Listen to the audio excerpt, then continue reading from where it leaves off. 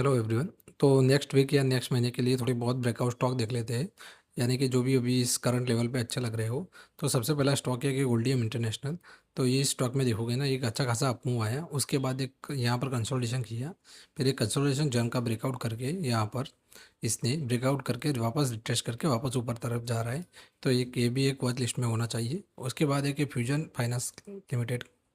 तो इसने क्या किया था ना कि एक डाउन फॉल चल रहा था, उसके बाद एक रेंज में अच्छा खासा 2025 से एक रेंज में फंसा रहा है। तो इस रेंज का भी एक ब्रेकआउट करके इसने वीकली क्लोजिंग अच्छी खासी दी है। तो उसके बाद है BLSC, मतलब BLSC सर्विस लिमिटेड। तो उसमें भी यही हो रहा था कि नीचे से कंसोलिडेशन करके वापस से यहाँ पर थोड़ा बहुत कंसोलिडेशन किया है, उसके बाद वीकली क्लोजिंग ऊपर आई है, यानी कि यहाँ पर ब्रेकआउट हुआ है ये इस रेंज का। तो उसके बाद PPU ऑटोमोटिव। तो इस स्टॉक में क्या हो रहा है ना, बहुत टाइम से एक लंबे टाइम फ्रेम में मतलब एक फंसा पड़ा है। अभी एक ब्रेकआउट देने जा रहा है ये स्टॉक। अगर मतलब 270 या 290 के ऊपर निकलता है तो इसमें भी आप देखोगे 2021 से एक रेंज में फंसा पड़ा है। अगर इसमें ब्रेकआउट आता है तो एक अच्छी खासी कैंडल के साथ, मतलब मोमेंट के साथ ये भी ऊपर आ सकता है। EPL limited. तो ये भी एक ब्रेकआउट की कगार पे है, यहाँ पर देखोगे तो 240 के ऊपर एक अच्छा खासा एक अपसाइड मूव देखने को मिल सकता है। उसके बाद वीआरओ इंजीनियरिंग।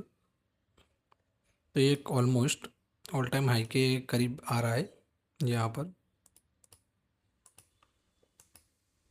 मतलब इसने बहुत बार रिजेक्शन किया है ऊपर लेवल से, एक बार, दो बार, तीन बार, चौथी बार, और ये पांचवी बार यहाँ पे आ रहा है। तो अगर इसमें भी एक का ब्रेकआउट देगा तो ये 52 वीक का हाई पे ब्रेकआउट आएगा और एक अच्छी खासी रैली अपने को ऊपर मिल सकती है। उसके बाद सुदीप फार्मा। तो इसने क्या किया था ना कि यहाँ पर जो लेवल था, जो IPO वाला लेवल था, उसके बाद क्या किया, यहाँ पर डेली टाइम फ्रेम में देखोगे यहाँ पर ऑलमोस्ट इसने एक ब्रेकआउट किया, उसके बाद रिट्रेस किया और वही कंटिन्यूएशन में ऊपर जा रहा है। तो ऐसे सेटअप बहुत अच्छे होते हैं जो ब्रेकआउट करके रिट्रेस करके वापस कंटिन्यूएशन में जाए। KPI कल्पतरु प्रोजेक्ट, उसमें भी सेम सुदीप फार्मा जैसा, मतलब इस रेंज का ब्रेकआउट आया था, उसके बाद यहाँ पर रिट्रेस किया, ये वाली कैंडल, ये वाली वापस ऊपर जा रहा है। तो ये भी एक वॉच लिस्ट में होना चाहिए। पीपनासिया बायोटेक।